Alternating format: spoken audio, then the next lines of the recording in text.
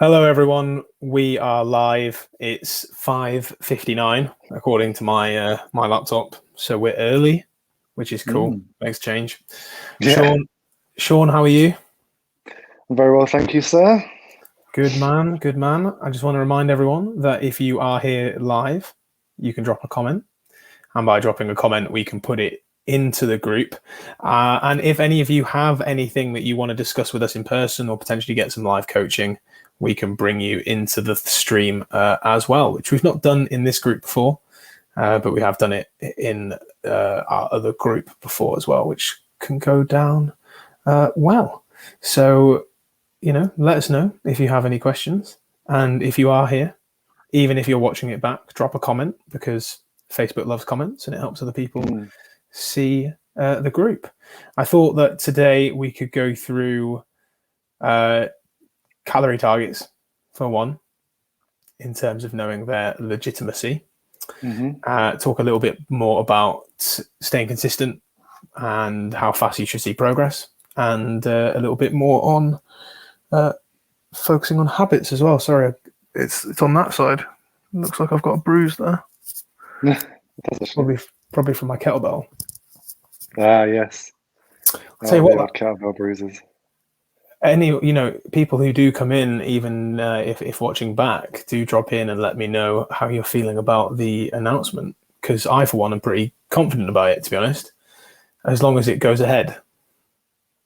Well, he keeps on saying, doesn't he, that he wants it to be something but irreversible. So it's like a cautious but irreversible. So he keeps trying to tell us that we're not gonna go back into another lockdown, by using that word irreversible. So hopefully he's telling the truth. Fingers crossed. Fingers crossed. I, for one, would love to get back into the gym and get back to playing sport as well, to be honest. And get back to working. That's what I mean. Yeah, for you, like get back to doing singing and things like that. Yeah, we've had a few inquiries for weddings and stuff coming in, so that's always good. Yeah. So yeah. Fantastic. Yeah, man. So if any of you guys have got a wedding coming up and you want to hire Shaun and his band, then do so. Thanks for the plug. Right, so calorie targets. With regards to these, right, so this group is a mixture of people who are working with us one-to-one and people who are in the membership site with the courses or the blueprint resources. And so some of you might be thinking, right, okay, I'm going to track my calories. And I'm not against it. Shaun and I both started our journeys that way in terms of awareness, education of food. I do feel like you should build your habits alongside them and build your internal cues alongside tracking or drop tracking to build internal cues at some stage. But if you're going to do it, cool. All I'd say is that, funnily enough, using something like MyFitnessPal, if you were to say lose X amount per week and plug in your general amount of exercise and activity, it's going to pretty much give you a decent result, isn't it, Shaun? Yeah. I mean, it's not a secret. The way to work out your calories isn't a secret. We can do it for you, obviously, but you can do it yourselves and get the same kind of calorie target that we're going to give you, to be honest. So yeah, that information is there for you to take into your own hands. Yeah. And the MyFitnessPal one is quite a detailed equation that they'll do for you. Yeah. And there are loads of different ways that are online. What you have all got to remember is that they are just equations, right? They're just averages based on data and averages based on research that's been done in humans. And everyone is different. Some people will have slightly slow metabolisms. Other people will have slightly faster. Of people tested, most people were around about the average. So, most people are usually pretty standard. The thing with any calorie target is one, sticking with it and seeing results, but two, is not being too aggressive with your progress. So with regards to, I want to lose X amount a week, what I would say to people is that you need to think about a percentage deficit, so a percentage weight loss, and a percentage deficit, as opposed to, I want to lose a pound a week, and therefore I need to have a 500 calorie deficit a day. Because if your maintenance is only 2,000 calories, a 500 deficit is 25% deficit of, it's a quarter of your energy intake, versus someone like me, whose maintenance on a good day is probably around 3,000. A 500 calorie deficit is going to be a far easier hit to take. Yeah. I think the where the danger lies in that kind of equation that you do in MyFitnessPal is because it says if you want to lose 1 pound a week, do this, and that kind of puts that expectation in your head that if you do that, you're going to lose 1 pound a week, but you might not. Do you know what I mean? There's different factors why you might not, which we've discussed extensively and can do again. But the weight might not change due to a number of things. So it's kind of like also being aware that you might not lose a pound a week with that deficit. Technically, you should, and over time you probably will. In the long term scheme of things, you probably will. But it might not be linear. You might not lose like 1 pound per week every week. And so I think it's important to say that as well as you say, doing things on a percentage basis rather than a number on the scale. Yeah, well, I'm really glad you brought up that, like, you might not lose that much per week, because that's then a thing of, if you don't lose that. So the way that weight loss works is that in the first week you will lose more weight, because you'll lose a lot of water weight as well. When you start regulating your intake, you'll probably drink more water as well, because you're focusing on hydration, and you'll lose a lot more body weight at first, because there'll be a dramatic drop in your total body mass, but not all of that will be body fat, and then that'll start to slow down. So then people think, oh man, like these targets aren't working for me anymore, or if I don't lose that exact amount per week, it's the wrong target for me, and then they'll be really quick to change their approach. But the boring thing is that sticking consistent over time, and not necessarily the exact same target every day either. You can look at it as a weekly target and have slightly higher days, slightly lower days, which is a good idea for listening to your hunger cues as well. Don't eat up to your calories if you're not as hungry, and likewise, if you feel a little bit hungrier, potentially assess the food volume of that day, but you can go a little bit higher one day as well. But as you said, just because you don't lose a pound a week doesn't mean that you're not losing fat. Yeah, I think that consistency thing is key as well, because if you remember when I first started working with you, and like we've said, we did things based on calories, and I mean I lost 10 kilos, almost 10 kilos on the same calorie deficit. Yeah, like, do you know what I mean? It was over like a year or something. I was on the same amount of calories for that pretty much that year, and it was only then when I lost a lot of weight, and obviously my maintenance then changed, and so then we had to maybe taper off a few more calories. But I was consistent for a long time on those calories, even when my weight kind of went up and down, up and down, up and down. But over that general time, it was a curve of down. So I think you got to temper expectations in terms of it's not going to be linear. Not at all, which is a really great point. So, like, if you guys aren't using Happy Scale, or I think it's Libra on Apple Play, you absolutely should, because you can see there, like, I've got random spikes like up and down, but the green is the average trend. Yeah. And so it's like, right, it's averaging down. There are little peaks and troughs. And I've had quite a few in the trough zone, but then it peaked back up again, which is why it's like that. And people might think, oh man, like just 10 kilos over the course of a year, like what the hell is that? But if you are able to set a target amount that you can stick to and lose 0.5 pound a week consistently every week, or similar to, like, on average over time, because as you said, some weeks you might have maintained, other weeks you drop a bit more, other weeks the average might have been up, you'd been like, what? Yeah. But over time you lost fat, because weight loss isn't always fat loss as well. Yeah, exactly that. I think my case is a really good example of, like, going up and down, but overall going down, and just trying not to freak out about it. And it was things like, obviously at the weekend we would put in a higher day for me, for example, where I go back up to maintenance, and it was a case of you educating me on, so you probably ate some more carbs then, didn't you, at the weekend, Shaun, because I said you could. And it was like, yeah, I did, yeah. So that's probably why I weigh more on Monday. Do you know what I mean? It's just like that kind of thing of, once you know that, and once you get used to that kind of thing, you can temper your expectations a bit more and stick with the calorie deficit that you set for yourself. 100%. Yeah. And I mean, that's, what brings us into this point around habits consistency is that, again, right, if you set yourself a calorie target and want to track, cool, go ahead. It's a really great tool for awareness. It's a great tool for education. It's a great tool for thinking, oh, right, okay, man, that's that many calories. Maybe I need to eat more high volume foods like potatoes, veggies, or lower fat dairy products, and be mindful about, I do want to have nuts, but maybe not as many nuts, and okay, maybe one slice of this is enough type thing. But over time you want to then build in that internal hunger and focus on some key habits. And if you're struggling with new habits, it can be a sign of maybe one too many things, right?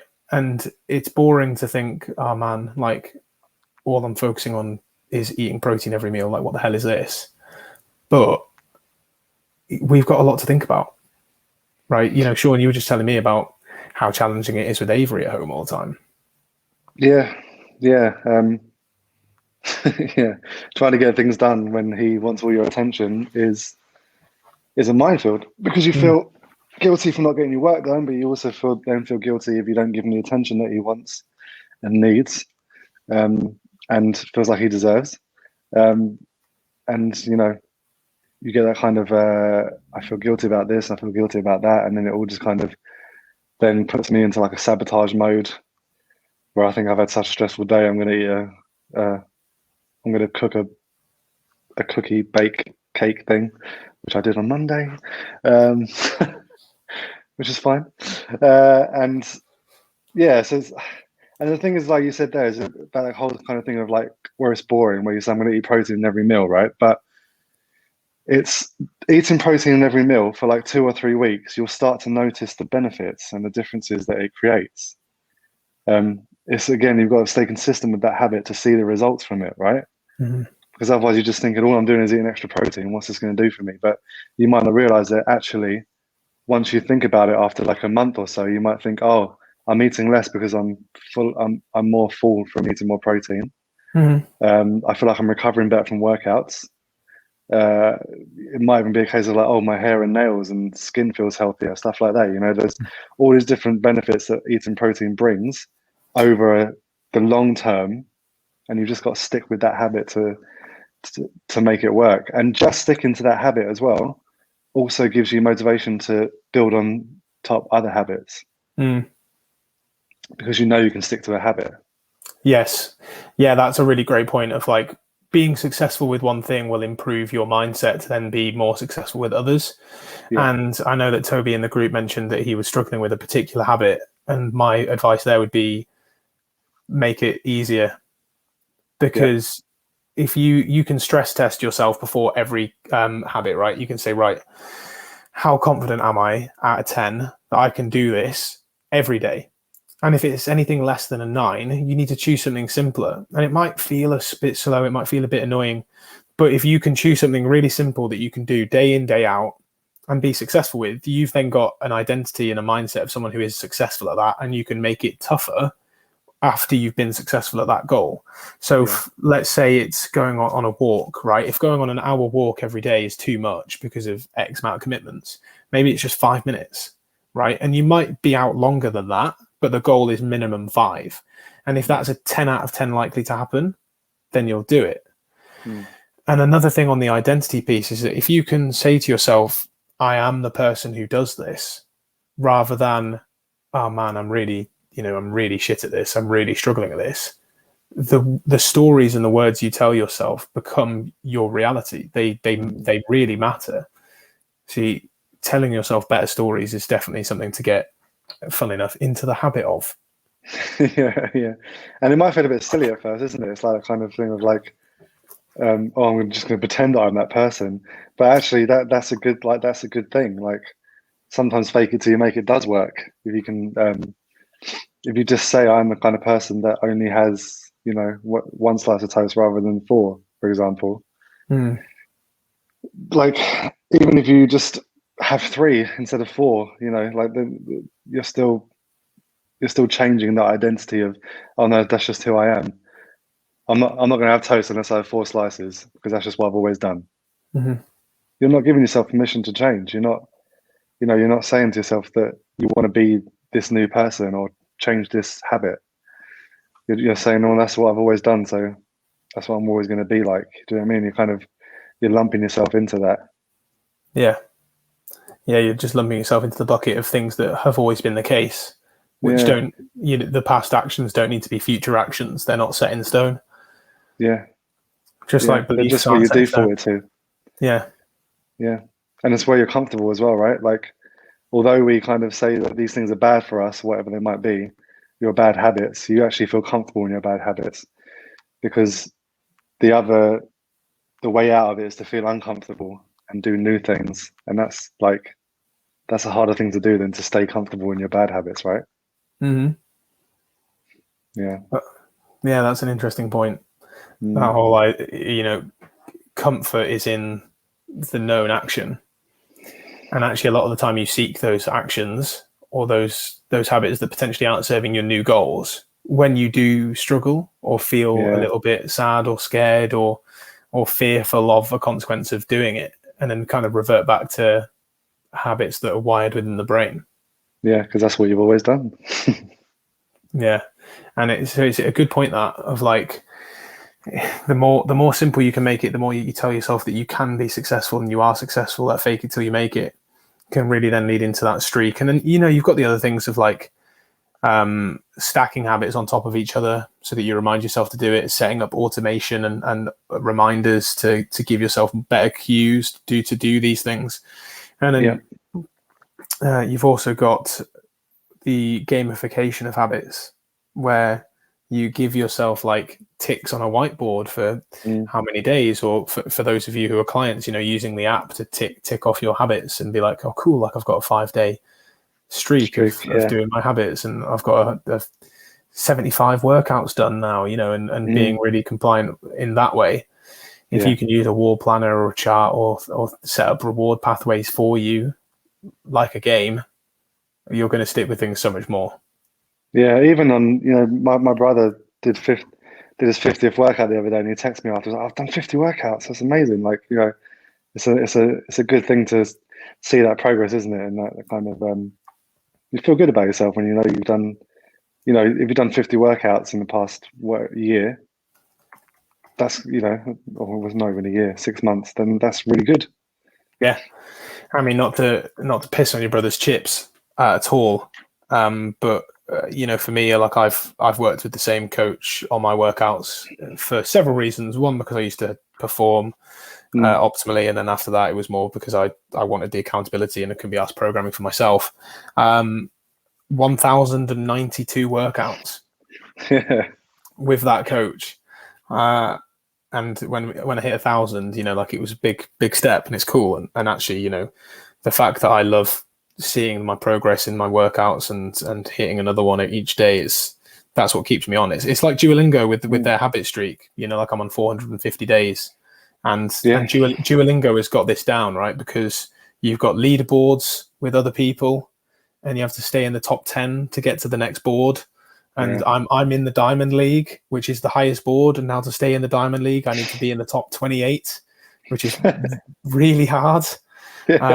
But like I get gems and I get experience points, and I can test my knowledge on different things, and there's loads of different subjects as well, and there's audio versions and stories, and you can get your friends and celebrate their achievements, and it's like Strava. Strava does the same thing with fitness and exercise. So if you're not on our client app, because you're on the weight loss course or whatever, look at things like Strava. Look at apps that surround habits that you can put things into, but start small with one thing at a time, and stress test yourself. Make sure you're a 9 or 10 out of 10 confident you can do that on a daily basis, or however your frequency is for that habit, before you decide to set it as a habit. Yeah. Yep. And then the last thing I wanted to talk about today, a bit more about carbohydrates. And I think the reason I wanted to talk about these was because there is still a lot of misinformation around carbohydrates and insulin. And the carbs are the devil. Like in the Mr. Deeds with his mum? Like, she's the devil. Anyway, and things like no carbs before marbs. That kind of shit. Yeah, and carbohydrate choices for your goals, right? So, I mean, I just want to clear up the whole insulin myth of like carbohydrates. Yeah, they do stimulate insulin, and insulin does turn off fat burning and increase fat and carb storage, but that is because that's insulin's job, right? Insulin is a hormone which is produced to store fuel in the appropriate places, and it's also stimulated if you were to just eat protein, right? So even if you didn't eat carbohydrates, you stimulate insulin, and spikes. It will spike insulin because it will need to store the protein, and it will store the carbs, and it will store the fats, and that's what it does, right? And fat oxidation turns off when you eat carbohydrates because now you have carbohydrates to use as an energy source. But fats being used as an energy source doesn't translate into burning body fat unless you reach a point where you are eating and drinking fewer energy calories than expending through your metabolic rate, just being alive and your activity, right? So don't fret too much about that. And if you are someone who's got higher blood sugar levels or type 2 diabetes, you do need to be a little bit more aware of your insulin spikes for sure. But that is where potentially subtle differences in carbohydrate choices can make a bit more of an effect for you, as opposed to overall amount of carbohydrates within your diet. Well summarized, sir. Thanks, mate. But what about this whole carbs to go, right? What does that mean? Well, just that, carbohydrates are great fuel for exercise. And like if you are exercising any amount of times a week, you are going to use those carbs for fuel. And that's what they are there for. Carbohydrates are for fuel, right? Yes, you can use fat for fuel, but carbs are a much more efficient way to get energy for workouts, and for runs and walking and all that kind of stuff. And simplest way to explain it to people if they're tracking calories is that if you're in the amount of calories that you're supposed to be having, and your carbs stay within that amount, then that's fine. Like, it doesn't need to be more complicated than that. You don't need to think, but should I have I've got 150 grams of carbs, should I have 30 grams at this time and all that kind of stuff? No, like if you're really worried about it, eat the carbs around your workout time. But outside of that, there isn't really much else to kind of say about it. Carbs are fuel. Eat them. Yeah, that's exactly it. And carbs also have things like fiber and phytonutrients and stuff in fruits and veggies more so than your starchier carbs. But that doesn't necessarily mean that they're bad for you, right? Because they're not. And as I said about if you are type 2 or you worry about blood sugar, then maybe you do stick to more higher fiber carb sources, like brown versions of rice and bread, more vegetables, more fruits with skins on, because although that they are higher glycemic fruits, if you eat fruits whole, they come with fiber, which will slow down the digestion and the delivery of that blood sugar, and so should be less of a spike concern. But remember, it's your overall amount in a day that will teeter things over the edge, as opposed to those small changes at the moment of eating them, right? Similarly with insulin spiking and storage of fat. And also remember that when people say that you should go on a low carb diet and that's the best way to lose weight, the only reason they're losing weight is because they're cutting calories. They've cut out carbs, which cuts calories. Because carbohydrates are also present in things like chocolate and pizza and pastries and other really, really high calorie foods. So there's that whole thing of like, I cut out carbs and I lost loads of weight and I felt really good. And then when I ate a whole pizza, I felt like shit. And it's like, well, just because you just ate a whole pizza. It's Do you know not the what I mean? Like, carbohydrates' fault. that's not the carbohydrates fault. It's because you just smashed in a whole pizza and you feel bloated and horrible. Like, Yeah, you smashed a lot of food volume in, mate. It's yeah, not because of the carbs themselves. yeah, And that weight loss that will come from low carb diets, a lot of that will be water weight yeah, because your body does store a bit more water when you eat carbohydrates. But yeah, that's okay because it's not body fat. So again, same thing. People are like, oh, I lost weight in the first week of low carb and then didn't lose any more weight because you stopped. You weren't in a calorie deficit in the first place. yeah, You just stopped losing water weight. yeah, But the last thing I'll say on that, guys, is that what Shaun mentioned around carbohydrates to go and fueling activity, it's not a necessity because, again, people have different levels of activity. But, post workout, prioritizing more starchier carbs can be a good idea. And then focusing more on fruits and veggies for your meals away from the workout window. But, I'm one of those guys who says, look, if you've got a plate in front of you, and for a main meal, half of that plate is veggies, a quarter of that is protein, and then a small quarter of that is a starchier carb source, dependent on activity. You can up or lower that. Then that's a great place to start with, and you can just adjust that portion based on your goals and also your results. Right? If you're not dropping body fat, maybe you look at reducing that portion, up your veggies to keep full. If you are losing body fat and you're happy, you can keep things as you are.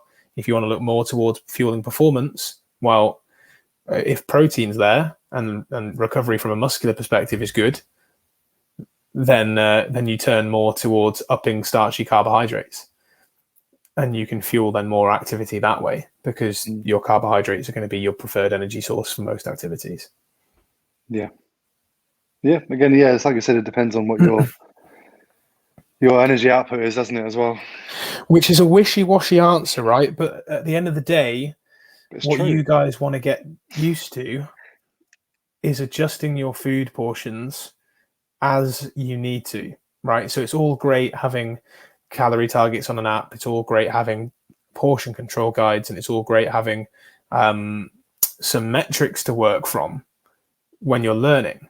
But over time, you want to be learning that internal dialogue of, okay, how much food does my body need right now? What are my goals in line with where I'm at?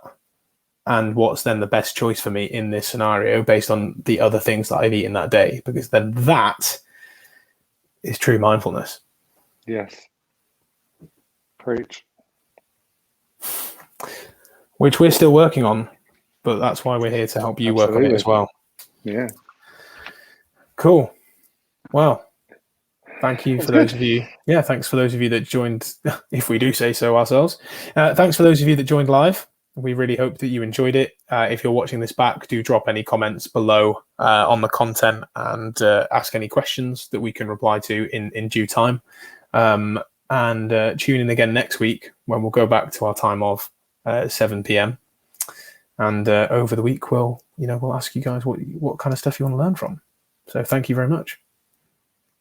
Thanks, guys.